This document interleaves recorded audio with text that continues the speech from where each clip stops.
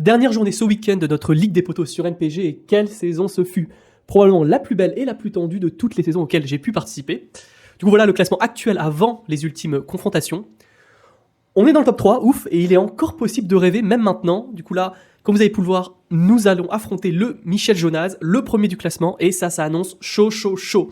Bon déjà ça part un peu mal de notre côté, on a pas mal d'absents, Emega de Strasbourg, Diakité, Lovren, Sarr, peut-être même Cabella et Stupinian, ça fait mal. Deuxième chose, Lens joue contre Paris, ça va être compliqué pour nos piliers Thomasson et Wai.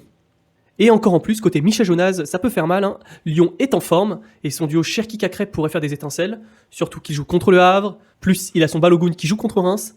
Bref, ça fait un peu peur, toutes ces confrontations qui sont plutôt à son avantage. Et encore en plus, il joue à l'extérieur, du coup il aura ce petit avantage sur l'orientation et sur les buts de vertu. Du coup, il faudra faire attention. Mais, on a quand même encore un gros atout dans notre manche. Nous avons encore un gros bonus contre lui, la valise de Nanar, qui nous permet justement d'annuler un but. Du coup, partant avec un but d'avance, ce n'est pas rien, et ça pourrait faire la différence.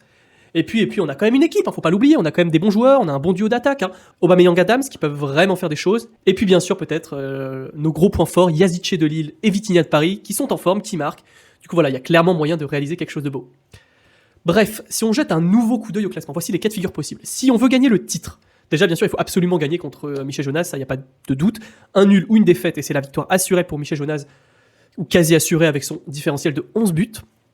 Et puis même si on gagne, on dépendra d'ailleurs beaucoup du résultat du FC Tout Dedans, qui pointe également à 21 points, mais avec une différence de plus 6. Du coup voilà, et au vu de la rencontre, ce FC Tout Dedans avec son Kylian Mbappé, plus de gros bonus, je crois qu'il est en réserve, il part clairement favori face au Diable Rouge. Du coup voilà, il faut qu'on gagne, et il faut espérer que le FC Tout Dedans fasse nul au mieux. Mais bon, tant qu'il y a de la vie, il y a de l'espoir, ça sera chaud, mais on va y croire jusqu'au bout. Et pour vous du coup, qui va remporter cette Ligue MPG, cette 6e ou 7e saison? Est-ce que ça va être Michel Jonasz, FC Tout Dedans, ou est-ce que nous pouvons l'emporter et déjouer les pronostics avec le FC Merkel? À vous de me dire. À très bientôt. Ciao, ciao.